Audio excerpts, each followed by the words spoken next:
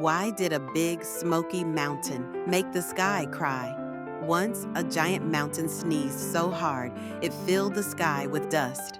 This dust made the sun hide, and the sky turned gray. Plants got sad and stopped growing. People and animals felt hungry. But here's the twist.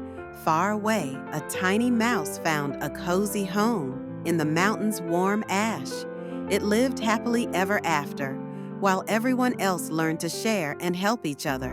So, when the sky cries, remember to be kind and share. Hit the like button, subscribe, and leave a comment.